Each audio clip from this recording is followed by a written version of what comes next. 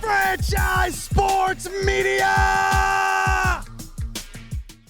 Welcome back, everybody, to another edition of the main event right here on Franchise Sports Media. I'm your host, Kalani Lua. Thank you guys for tuning in. And man, oh man, do we got some stuff to look back on. Woo! Do we got some stuff to look forward to? Oh my God, it is going down here in October. So let's just go over what we're going to be talking about in this show very quickly. We got a little event going on in the other desert on the other side of the globe this weekend. Yes, sir. Ilia Topuria puts his title on the line against Max Halloway, putting his title on the line. Who's the baddest mother? Shut your mouth. But I'm talking about Max. He's taking on another chance at getting the featherweight championship, but it ain't going to be easy. Ilia says, this is mine and I'm keeping it. My precious. That's going to be a banger in itself. We got the former middleweight champion, Robert Whitaker, Bobby Knuckles, coming to the cage. He's taking on a big bad wolf, y'all. It's only been 17 years since the last time we've seen him fight, but nonetheless, Hamzat Chimaev does return to the octagon once again. We got Magomed Ankalaev is going to be on the card. We got Dan Ainge. We got, and please forgive me for this, but Sharupatin Magomed. The guy was one eye with red hair. You know who I'm talking about. Apologies, I went to public school in the inner city. Do not blame me for my lack of reading skills. But this is going to be an absolute banger. That's what we're going to be looking forward to. Let's look back a little bit, just real quick. Couple years ago, Francis Ngannou. We all love him. Great story, coming from Cameroon, all his journey just to give him Cameroon to France, to Spain, to wherever he can to finally end up in America. We know the story. If you don't, please look it up. It is a tremendous, heart-throbbing story. He makes it over here. Wasn't going to be a boxer. Turns out, I can actually get some MMA fights right now. Goes into MMA and boom, boom, boom, bing. Knocks a few people out. Next thing you know, he is the heavyweight champion of the world. Now, he goes out, wins the title, then he defends the title, and then he says, hey, we should be treated better. We should be getting paid more. I want to try a boxing match, but I can't do it under the UFC contract, which is weird. And it's weird, but it also makes sense. Let me explain. What's weird is we've already seen the UFC fighter, Conor McGregor, try boxing under the UFC banner. What makes sense is Dana was like, hey, listen, that was a one-time thing. McGregor's one of the biggest sports figures of all time. Probably for him was a massive headache to deal with, the boxing side of things, getting that prepared, having your biggest star out of your own promotion for years at a time while he gets ready for a boxing match, while he trains, while he promotes that, while he goes out and fights, and while he recovers, X, Y, and Z. And then guess what? You don't really see Conor McGregor come back to the octagon. Why? Well, as the great former boxing legend, Marvelous Marvin Hagler said, man, oh man, it's hard to run 5 miles when you're waking up in silk sheets. Conor McGregor, he lives on a yacht, okay? Granted, kudos to him. But when you have that kind of success, it's kind of hard to get out there and say, I want to do it again. Floyd Mayweather is one of the few guys who had all that and said, yeah, I'm good. He didn't get punched in the face a whole lot, but you get the idea. It's hard to want to go out there and train and get beat up. That's why when you see champions with long reigns, we got to admire them a lot more. Give them the flowers more often because it's not easy. We've seen time after time after time again, champion after champion, win the title. Oh, they're going to go on this long reign. Luke Rocco, Lyoto Machida. I could go on and on and on of all these guys who are supposed to have these long reigns. Oh, they got everything. How are they going to be beat? Done. One and done. Maybe not even one. Done. You finished. You cut off. You cut off. So for Francis, he's like, hey, look, I don't know how much time I got left here, but I want to pursue a boxing match. I'm not going to have a full-on career. I'm not going to go, 20 matches, but there's a couple big names out there, Tyson Fury, Deontay Wilder, Anthony Joshua, that I want to fight. Dana's like, no. So Francis is like, all right, cool. Well, you want me to fight John Jones, but shouldn't we be fairly compensated? Not going to get into no contract talk, but obviously he leaves. He joins the Professional Fighters League, the PFL. He signs with them. In his contract, he's allowed to go box. He goes out and boxes. Okay, cool. Does his thing in that particular realm. And now we're like, all right, cool. We have Francis Ngannou doing his thing in the boxing world, showing us what it can really be done against Tyson Fury. Now, he got mollywopped by Anthony Joshua, but it is what it is. That's the fight game.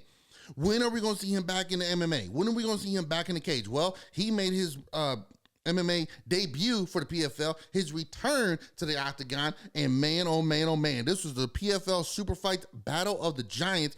He was taking on Rene Ferreira for the heavyweight championship. Well,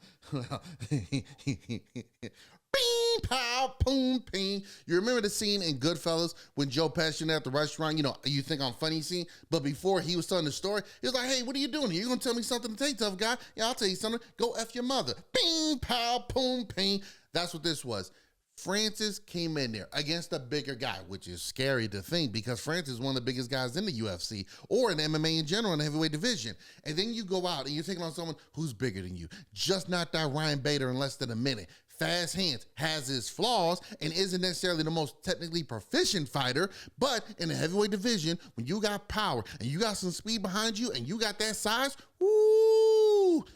Francis said, bring him to me. It makes it look easy. Takes him down, ground and pound, KOs him, round one. He is the champion. Within a year's span, he has had two professional boxing matches and an MMA bout, win the heavyweight championship. Winning. Francis Ngannou. For all the talk of, he didn't want to fight this guy, or he's scared to fight John Jones. Yeah. Oh, what is he doing? He's going over here, and he's not going to make any sense, and it's not going to work out. They don't sell pay-per-views. Oh, he's not going to see the same numbers. Francis is big time. He is money. He is somebody you could put his name on a billboard. Fans are going to tune in. I don't know what the pay-per-view numbers look like, but you look at what he's able to draw interest when it comes to boxing, when it comes to the PFL, when it comes to the UFC, anything he does, he's going to draw interest, and he is a sight to see. So shout out to Francis Ngannou. Thank you for giving us such entertaining performances. And hey, we'll see what the future holds for him. Obviously, there's still some talks of him going back to boxing. Deontay Wilder says he's not done yet. I really believe that's the matchup that Francis Ngannou needs to go after. Deontay Wilder should have been Ngannou's second boxing match. After Fury, you surprised everybody. You surprised Fury. Now you got to take on somebody who's not going to be surprised and not going to underestimate you. The best thing to do would have taken on Wilder, while Wilder is a heavy puncher and very much could have knocked out Francis the same way Anthony Joshua did. Wilder is not as technically proficient with his footwork and with his combinations as Fury, as Usyk, as Joshua is. So for someone like Francis, despite the amount of boxing matches that separate them, Deontay Wilder's got over 45 boxing matches. He's still, in a weird way, raw. He still has some very unorthodox things about his style and about his movements. For Francis, that might have been a lot easier for him to comprehend, dissect, and figure out in the ring, as opposed to Anthony Joshua, 3-fight win streak, motivated to get back to the top, going out there and just made easy work of him. Nonetheless, we shall see what happens for Francis. Also, very quickly, at the PFL Battle of the Giants, we had the GOAT, one of the greatest female fighters of all time in any combat sport, Cris Cyborg, go out there and once again win her I lost fingers. I lost count of my fingers right here. She's got all the titles. Cyborg has won a title. Strikeforce, the women's MMA, the women's MMA league, the women's MMA league, the UFC, Bellator, UFC, every place that has every legit top market promotion in MMA that she has fought in, she's won the title. She just shows why she is one of the all-time greats to ever step inside of the cage. It's been phenomenal to watch her win. Invicta FC was the one I was thinking about. Excuse me for that. But from humble beginnings to going out there being one of the most scary individuals, men or women, in MMA at a time in her peak where nobody wanted to fight her, there was a certain former UFC champion. In fact, I think she was the first women's champion in the UFC. Apparently, there's rumors that she moved down the division so she didn't have to fight Cyborg. Did everything she could to make sure she never got that fight with her. But nonetheless, Cris Cyborg gets the title in the PFL. Man, oh man, it's been great. And look, her career, there's more behind her than it is in front of her. I am very curious to see what is next for her. 39 years old. There's some boxing matches out there. Obviously, there's Clarissa Shields. How does that go well for that? Or does she go out and maybe, and this may be a long shot, Does she try to pivot for a return to the UFC? Does she try to get a matchup with a Kayla Harrison, an Amanda Nunes, something like that to end her legacy? Hey, I got knocked out by Amanda Nunes in the first round. I want a rematch. I want to redeem myself. Me and Kayla Harrison got some unfinished business. We were supposed to fight in the PFL. It didn't happen. Let's figure it out. Let's get it done, and let's knock it out before I hang up the gloves. Or does she kind of look at the landscape and say, hey, I've done everything I need to done. I got a life outside the cage. Let me focus on that, and hey, Wuss, thank you for a great opportunity. So it'll be interesting to see how things unfold for one of the greatest female fighters of all time in Chris Cyborg. Let's look forward a little bit. Huh? Let's do that. Because I'm telling you guys, this is going to be a banger. It's going to be war. Sometimes we get matchups and you just say, I cannot wait. The hell with all these other matchups. I don't care. Give it to me. Ilia Topuria, Max Halloway. Standing on business. We're going to get to that in just a moment. This is such a great matchup for Max. One last grasp at 145 gold. One last chance to prove why you're the greatest featherweight champion of all time. One last chance at 145 pounds to say, hey, this is it for me. If I can't get it done here, I've beaten everybody else in this division except for Volkanovski and now Topuria. Maybe I need to move on. This is Max's last hoorah at 145, I believe. I do believe that if he was to win, he moves up to 155. Win, lose, or draw, I think Max moves up to 145. If he wins, I mean, Aljamain Sterling possibly, okay. Maybe there's a title defense there, but it's not many names out there for Max to take on unless he wins at 145, knocks out Topuria, finishes him, and there's a certain 135-pound fighter that wants to step on up and sugar shot O'Malley. Hey, O'Malley, I know it's not going to be champion versus champion, but I mean, I'm just saying the money's there. Holloway, O'Malley, come on now. Who isn't buying that one? Topuria came in, the Georginian, coming in from Spain, undefeated, looked at Alexander Volkanovski and said, I'll be a Huckleberry. Went in there and knocks him out in the first round. And look, Topuria may rub some people the wrong way with his attitude, his mindset, and how he goes about things. Sometimes when you're supremely confident in yourself, it comes off as arrogant and cocky, and we've seen throughout all the sports. Not a lot of people vibe with that so much. But he has shown when he's in the cage, he is a monster. He's going to go out there. He's got some of the swiftest boxing techniques we've seen out there. He's 15-0 for a reason, folks. He's got power in his hands. He's not a wild puncher. He's one of those where he plants himself, sets his footwork right, puts in good combinations, waits for the opening, bam, knocks you out. Oh, and then guess what? If you kind of want to see how the grappling game is, I'm game for that as well. I'll take you down. I'll beat you up on the ground, move you against the cage, smoosh your face against the ground, and I'm going to let you know, hey, this right here, this is the long ride, daddy-o. Come on now. Max Halloway is made very famous in some of his fights. Most notably recently against Justin Gaethje, UFC 300. Last 10 seconds. Hey, right here, middle of the cage. Let's go. Staying right here in the phone booth. We're going to slug it out. Knocks out Justin Gaethje at the last second. Gets the BMF title, the baddest mother. Shut your mouth. But I'm talking about Max. Ilia Topuria says, I'll one-up you. Don't do it the last 10 seconds of the fifth round. Do it the first 10 seconds of the first round, and let's see what happens. Let's see who backs up. Let's see who goes down. I don't know if Ilia is aware of this. Max coming from the 808. Brother. I'm trying to tell you, man, them cats on the west side of Oahu, they don't back down. They don't play. Oh, you want me to stay right here 10 toes down?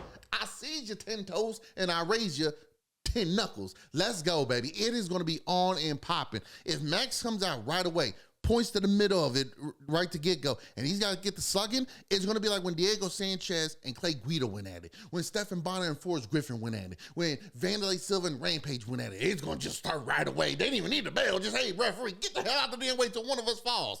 It is going to be a lot of fun to watch these guys. Max Halloway looking again to redeem himself at 145, to get that title one more time before he decides, hey, maybe I need to move up to 155.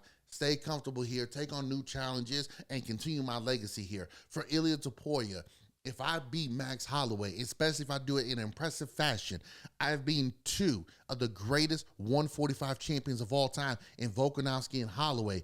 Is it not time for me to move up to 55 and go after double champ status? He's already said that's what he wants to do. So does he look at that and say, okay, Islam, let's go, baby. Me and you, 2025, let's knock this out right here. Because I done already beat the two baddest MFers at my division. So See ya. Everyone else, y'all got to work your way up here because all y'all lost to them two, and I made easy work of them two if he gets by Max. So now I'm moving up to 155. I'm coming after your title, Islam. That'll be an interesting matchup in itself between those two. Max is one where he's very good at, first off, both of these guys, for both fighters. Cardio, check. Boxing skills, check. Max Halloway in his fight against Corey Sandhagen yelled, I'm the best boxer in the MMA. I'm the best boxer in the MMA. At one point, he was trying to fight Mikey Garcia in a boxing match. That just never came to fruition.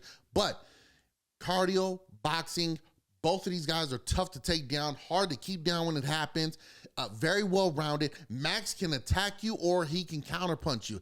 Ilia, very good at countering, but more so of an attacker, like we saw against Volkanovski. Yes, he wants you to come in and open something up, but he'll come at you as well and say, let me hunt you down, cut the cage off on you, and let me get you in a position that I want you in where I can take advantage, leg kicks, body shot, bam, going up top to the top flow, baby, and let's see if you're going to go down like Tropicana did. R.I.P. to Tropicana.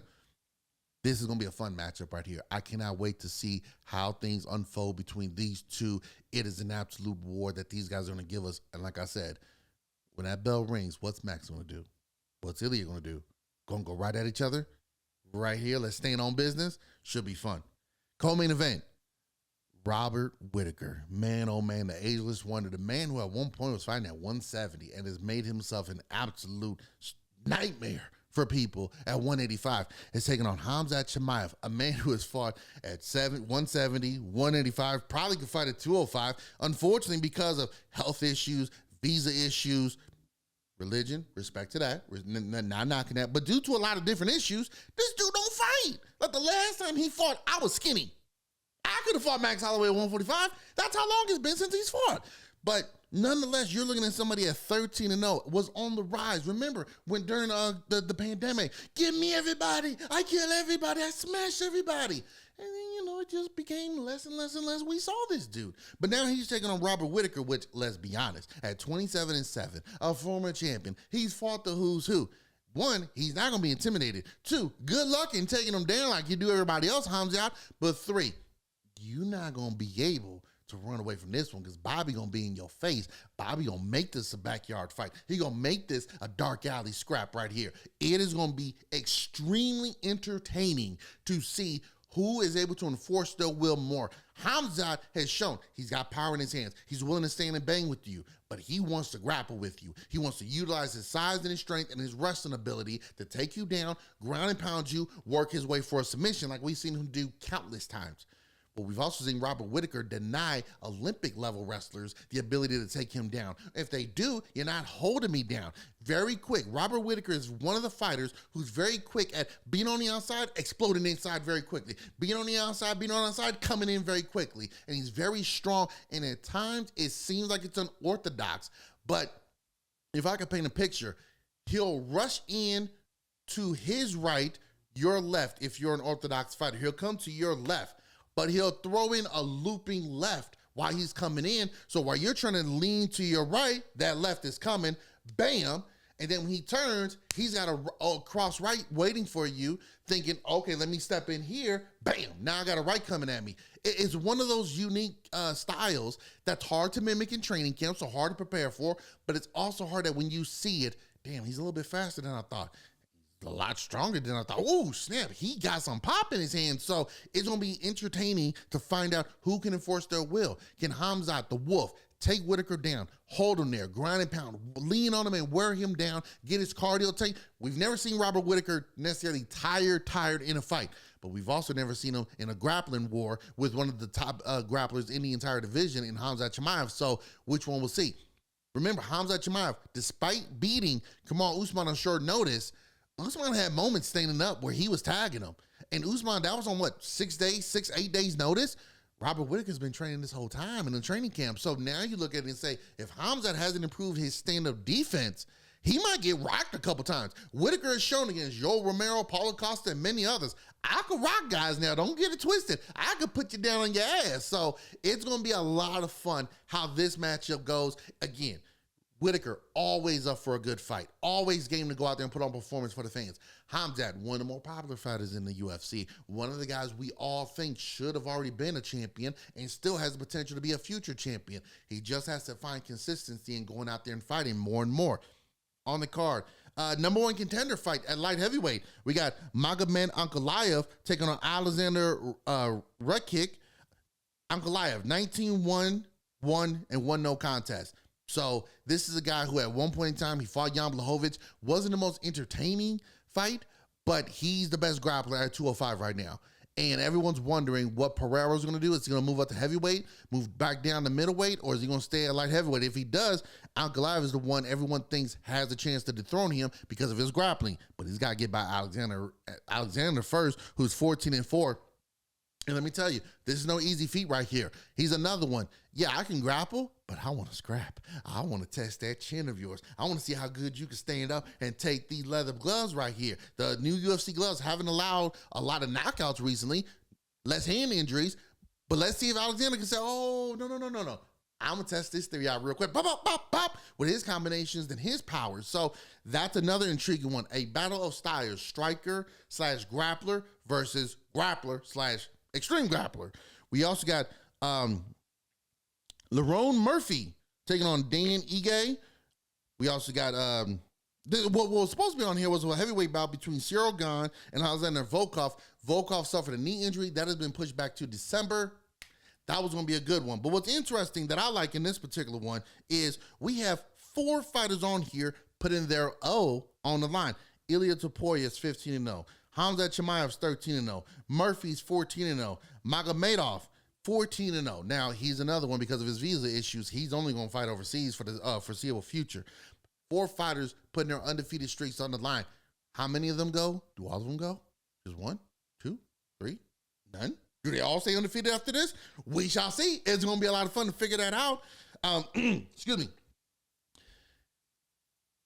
At times we might complain that the UFC doesn't give us fight cards worthy of pay-per-view, or, oh man, these things don't excite me. And listen, right now the UFC is in a weird hurricane of fighters coming in, getting injured, fighters not being available. Remember, they just lost Francis Ngannou, like I explained. Conor McGregor's out there, but he's not fighting yet. Michael Chandler was on the shelves for 2 years waiting for Conor McGregor. Now he's coming back to take on Charles Oliveira.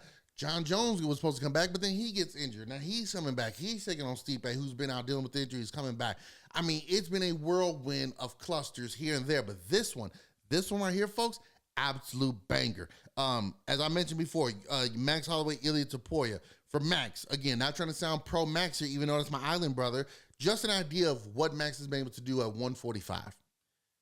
Most fight bonuses, 10, tied for first. Most wins, 20, tied for first. Most finishes, 11, tied for first. Most KO, TKOs wins, 9, tied for first.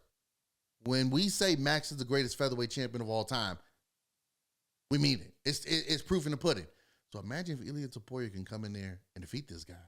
He just defeated Volkanovski, who beat Max. So now if he beats him, again, Ilia now can write his own ticket to say, okay, I've beat the 2 best guys here. It's time for me to move up to 155. You look at the middleweight division.